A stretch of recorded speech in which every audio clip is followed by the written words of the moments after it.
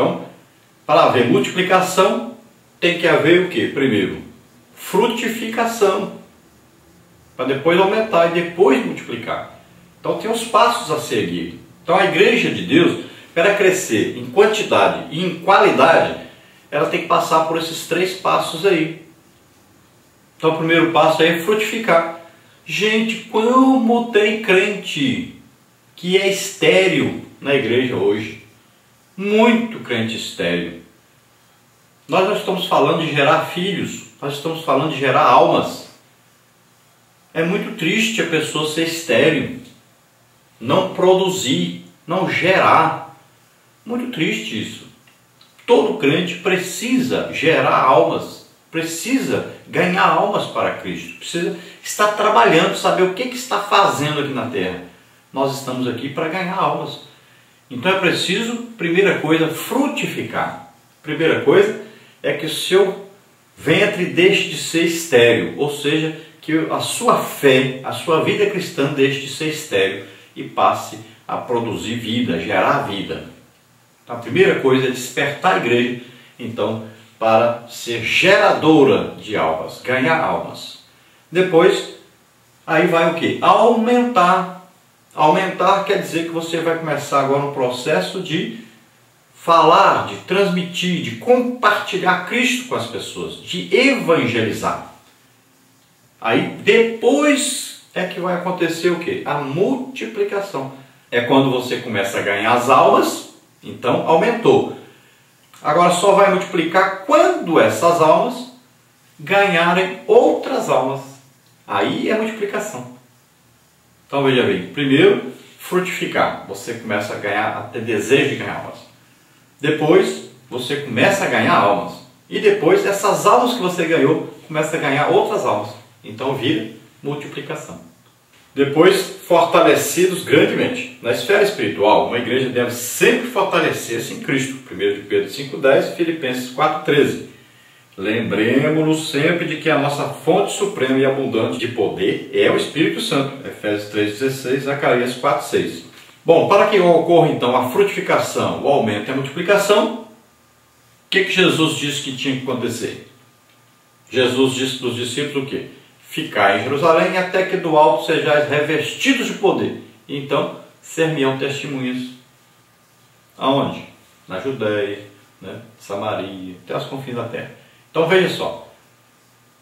Primeiro, então, você vai ter que treinar esse povo, fazê-los buscar ser cheios do Espírito Santo. E como é que se faz isso? Orando para que sejam cheios do Espírito Santo, sejam batizados com o Espírito Santo. Então, a igreja, quando ela está cheia do Espírito Santo, então o que acontece? Desperta na igreja o desejo de ganhar almas.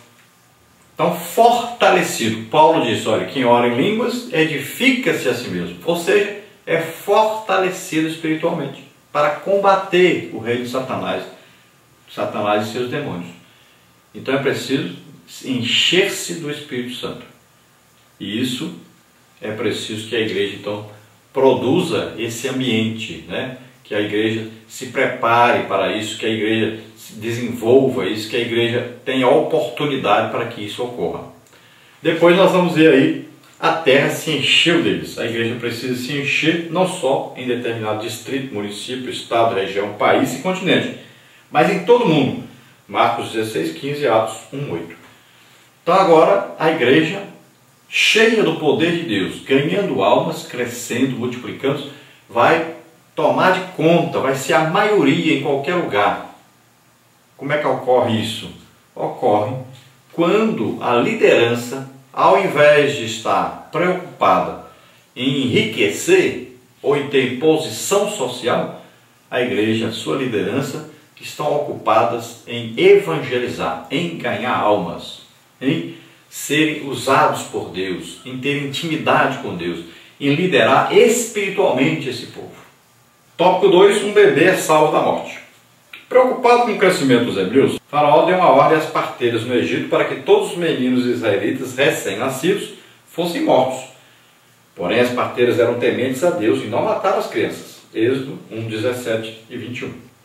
Então Faraó voltou à cena macabra, ordenando aos egípcios que todos os meninos dos hebreus fossem lançados no rio Nilo, a fim de que se afogassem ou que fossem devorados por crocodilos. Êxodo 1:22.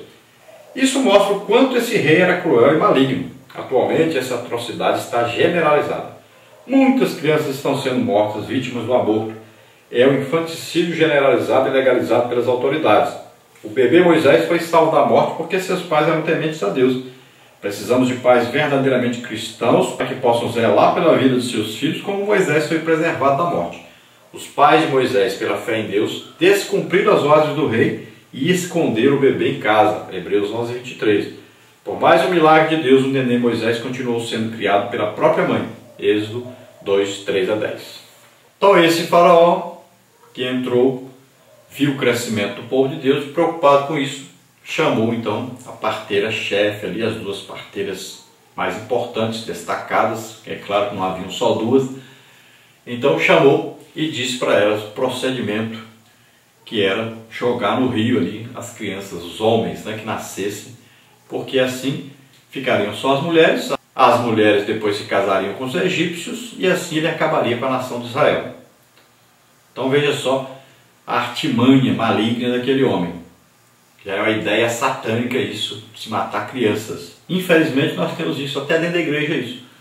Quantos casais estão aí evitando filho na igreja? Um monte.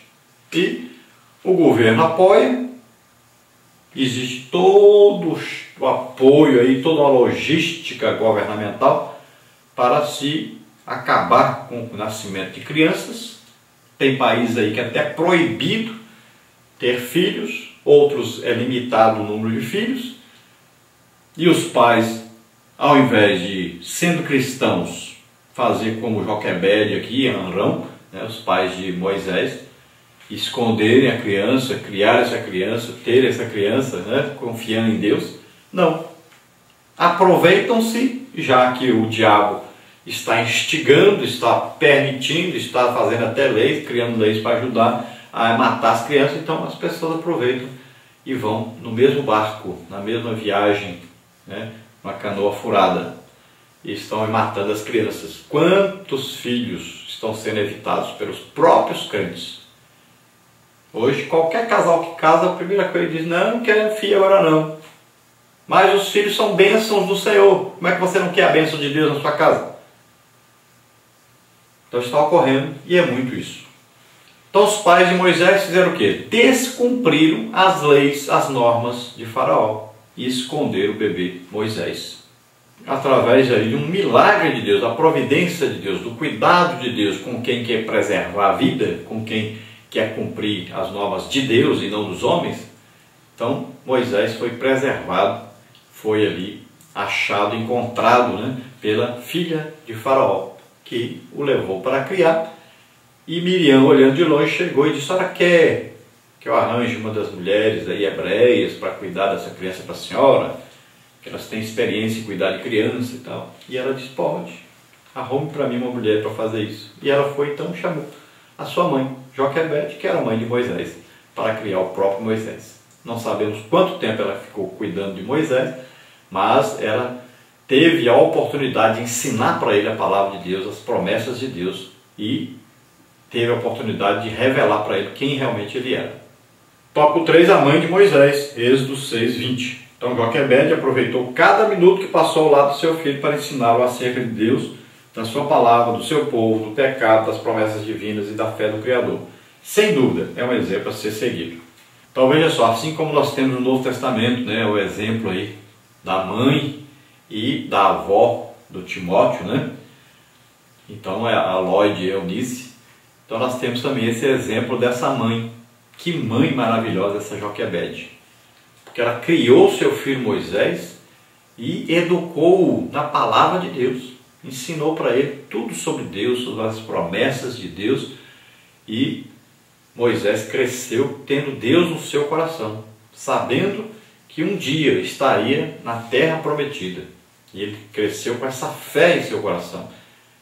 E sempre ele teve essa esperança ali dentro do seu coração guardada, ensinada pela sua mãe, que esteve o tempo todo ali educando e ensinando Poucas mães fazem isso hoje. Poucas mães gastam tempo ensinando a palavra de Deus aos seus filhos, gerando fé no coração dos seus filhos. Tópico 4, a filha de Faraó. A filha de Faraó desceu para se banhar no rio Nilo e teve uma grande surpresa. Havia ali um cesto com um bebê. Não sabemos como, mas Deus tocou no coração da filha de Faraó para que adotasse um menino hebreu. Certamente a princesa sabia das ordens do seu pai contra os israelitas. Porém, operando o Senhor, quem impedirá? Isaías 43, 13. Então a filha de Faraó, que alguns estudantes chegou ao nome aí de Hatshep, nós não sabemos se o nome realmente é esse ou não. Então ela foi banhar no rio, ela foi se banhar e ali Joquebede tinha colocado Moisés dentro de um cestinho de junco, betumou ali, né, naquela época. Era fácil achar betume por toda parte. E ela betumou para a água não entrar e soltou aquele cestinho dentro do rio. E Moisés então foi ali boiando, não foi comido por nenhum crocodilo, né, não se afogou, tudo providência de Deus.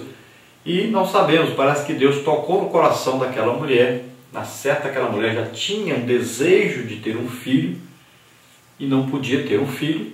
Então, Deus colocou Moisés ali no caminho daquela mulher. E ela então encontrou o bebê, tirou das águas, deu-lhe até o nome exatamente que significa tirado das águas, né? Moisés. É evidente que ela sabia das ordens de matar as crianças, porque ela tinha muitas empregadas que eram hebreias. Então, ela desobedeceu essas ordens. Veja bem, que para seguir a Deus, você tem que desobedecer as ordens de Satanás. Não tem jeito de seguir Deus e Satanás ao mesmo tempo. Então Deus, em sua bondade, usou a filha de Faraó para que encontrasse alguém a fim de criar o bebê Moisés. Tal pessoa foi justamente Joquebede, a mãe de Moisés. Êxodo 2:9. Há uma recompensa para os pais piedosos e obedientes. Você tem ensinado a palavra de Deus aos seus filhos?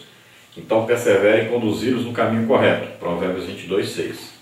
Então veja só, que Deus providenciou que aquela mulher encontrasse Moisés e o pegasse para criar. Agora veja bem a importância de Miriam nesse momento. Joquebede já arquitetou o plano. Ela queria exatamente que acontecesse aquilo. E quem sabe Joquebede trabalhou no palácio, ou sabia alguma notícia de lá que aquela mulher desejava um filho, não podia ter filho. Nós não sabemos, mas pode ser que isso fosse verdade, porque ela arquitetou o plano para colocar Moisés ali naquele lugar, para ser encontrado. Então colocou Miriam exatamente para vigiar, cuidar. Se chegasse algum crocodilo, ela gritaria, né? Se o menino corresse algum perigo de afundar, ela pularia no rio, salvaria o menino. E preparado um plano, porque uma criança não saberia como agir com tanta precisão, com tanta sabedoria. Na certa, Joquebede ensinou Miriam o que deveria fazer quando o menino fosse encontrado pela princesa. Que quando a princesa encontra o menino, que tira o menino das águas, ela corre imediatamente e diz: a senhora quer ajuda para cuidar desse neném? Neném tem que mamar. Neném tem que ser cuidado. Então, ela diz: quero. Chame alguém. Você conhece? Eu conheço uma mulher especial que vai cuidar bem dessa criança.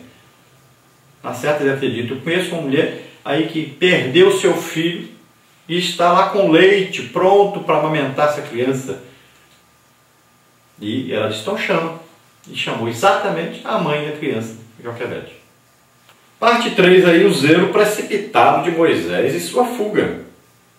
Então vamos ver aí, tópico 1, Moisés é levado ao palácio. Tópico 2, o preparo de Moisés. Tópico 3, a fuga de Moisés. Tópico 1, então, Moisés é levado ao palácio. Apesar de ter sido adotado pela filha de Faraó, Moisés foi criado por sua mãe. Não sabemos quanto tempo ele ficou na casa dos seus pais, porém, em determinado tempo, o menino foi levado para o palácio. Deus cuidou de Moisés em cada etapa de sua vida. Ele também tem cuidado de você. Todos os acontecimentos em sua vida são parte do plano do Senhor. Não desanime. Deve ter sido difícil para Moisés deixar a casa dos seus pais. Entretanto, no tempo certo ele o fez. Então, apesar de Moisés ter sido adotado pela filha de Faraó, quem cuidou dele, quem criou-o quando criancinha, foi sua mãe, Joquebede.